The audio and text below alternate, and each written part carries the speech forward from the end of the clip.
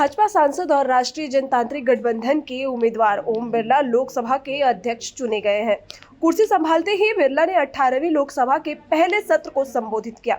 उन्होंने प्रधानमंत्री मोदी और सदन के सभी सदस्यों को धन्यवाद किया, साथ ही आपातकालीन की निंदा की। इस दौरान विपक्ष ने जमकर हमला किया, जिसके बाद कार्यवाही स्थगित करनी पड़ी। आइए दिखाते हैं क्या कुछ कहा इमरजेंसी को लेकर ओम बिरला ने।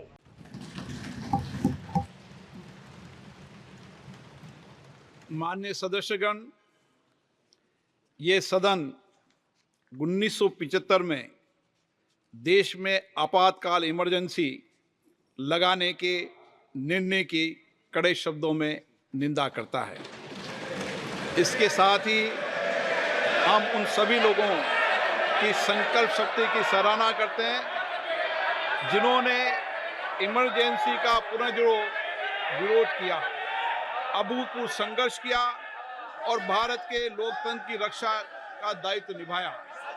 भारत के इतिहास में 25 जून 1975 के उस दिन को हम हमेशा काले अध्याय के रूप में जाना जाएगा। इस दिन तत्कालीन प्रधानमंत्री श्रीमती इंदिरा गांधी ने देश में इमरजेंसी लगाई और बाबा साहब अम्बेडकर द्वारा निर्मित संविधान पर प्रचंड प्रहार किया था। भारत की पहचान पूरी दुनिया में लोकतंत्र की जननी के तौर पर है। भारत में हमेशा लोकतांत्रिक मूल्यों और वाद संवाद का समर्थन हुआ, हमेशा लोकतांत्रिक मूल्यों की सुरक्षा की, उन्हें हमेशा प्रोत्साहित किया गया।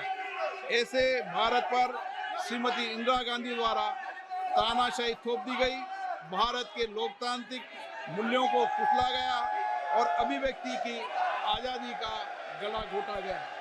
इमरजेंसी के दौरान भारत के नागरिकों के अधिकार नष्ट कर दिए गए, नागरिकों से उनकी आज़ादी छीन ली गई। ये वह दौर था जब विपक्षी नेताओं को जेल में बंद कर दिया गया, पूरे देश को जेल खाना बना दिया गया। तब की तानाशाही सरकार ने मीडिया पर अनेक पाबंदियां लगा दी गई थी, न्यायपालिका की स्वतंत्रता पर अंकुश लगा दिया गया था। इमरजेंसी का वह समय हमारे देश के इतिहास में अन्याय काल का एक काला खंड था।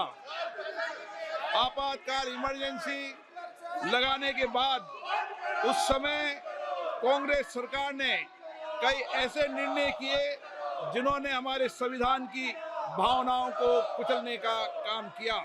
पूर्व और निर्दयी maintenance of internal security act Misa में बदलाव करके कांग्रेस पार्टी ये सुनिश्चित किया कि हमारी अदालतें मीसा के तहत गिरफ्तार लोगों को न्याय नहीं दे पाए। मीडिया को सच लिखने से रोकने के लिए parliament president production of publication refill act, press council refill act और prevention of publication of objectional matter act लाए गए। इस काले खंड में संविधान में 38वां, 89वां, 40वां, 41वां, 42वां संविधान संशोधन किया गया।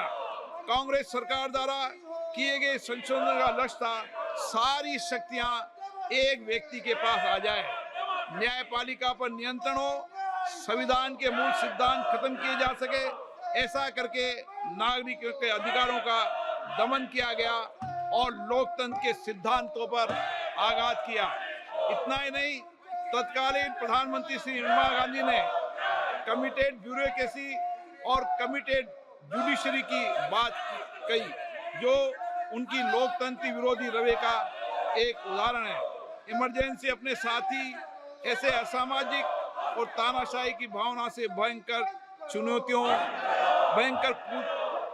को लेकर आई, जिसने गरीबी, दलित और वंचितों को तबाह कर दिया। इमरजेंसी के दौरान लोगों को कांग्रेस सरकार द्वारा जबरन थोपी गई अनिवार्य नसबंदी का, शहरों में अतिक्रमण हटाने के नाम पर मनमानी का और सरकार की कुनीतियों का प्रहार झेलना पड़ा। ये सदन उन सभी लोगों के प्रति संवेदना जताना चाहता है। 1975 से 1970 कालखंड अपने आप में एक ऐसा कालखंड है जो हमें संविधान के सिद्धांतों, संघीय ढांचे और न्यायिक स्वतंत्रता के महत्व को याद दिलाता है। ये कालखंड हमें याद दिलाता है कैसे उस समय हम सभी पर हमला किया गया, क्योंकि जिनकी रक्षा आवश्यक है। ऐसे समय में जब आपातकालीन इमरजेंसी के 50वें वर्ष में हम प्रवेश कर रहे हैं, ये 18वीं लोकसभा बाबा साहब अंबेडकर द्वारा निर्मित संविधान को बनाए रखने, इसकी रक्षा करने और इसे सुरक्षित रखने की अपनी प्रतिबद्धता को दोहराती है। हम भारत में लोकतंत्र के सिद्धांत, देश में कानून का शासन और शक्तियों का विकेंद्रीकरण अक्षुण्ण रखने के लिए प्रतिबद्ध है। हम संवैधानिक संस्थाओं में भारत के लोगों की आस्था और उनके अभूतपूर्व संघर्ष, जिनके कारण इमरजेंसी का अंत हुआ और एक बार फिर संवैधानिक शासन की स्थापना हुई, उनकी सराहना करते हैं। 1975 में आज 26 जून के दिन ही देश इमरजेंसी की क्रूर सच्चाइयों का सामना करते हुए उठा था। 1975 में आज ही के दिन कैबिनेट ने इमरजेंसी का पोस्ट फैक्टो रेक्टिफिकेशन किया था। इस तानाशाही और असंवैधानिक निर्णय पर मोहर लगाई थी।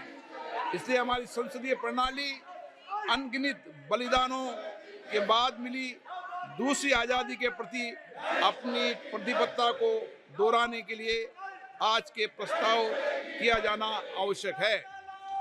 अब हम ये जानते हैं कि हमारी युवा पीढ़ी लोकतंत्र के इस काले अध्याय के बारे में जरूर जानना चाहिए। इमरजेंसी के दौरान गैर कानूनी गिरफ्तारियां, सरकारी प्रताड़ना के चलते अनगिनत लोगों को यातनाएं सहनी पड़ी थी। उनके परिवार उनको असमित कष्ट उठाना पड़ा था। इमरजेंसी ने भारत के कितने नागरिकों का जीवन तबाह कर दिया था, कितने लोगों की मृत्यु हो गई थी।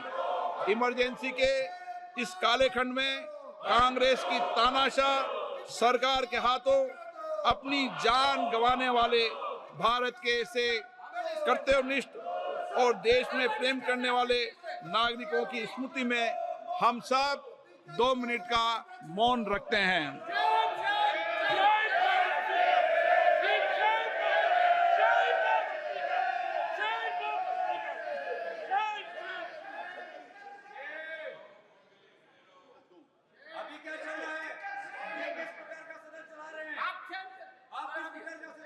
ओम शांति। सभा की कार्रवाई दिनांक 27 जून 2024 को राष्ट्रपति के अभिभाषण की समाप्ति के आधे घंटे के पश्चात के लिए स्थगित की जाती है।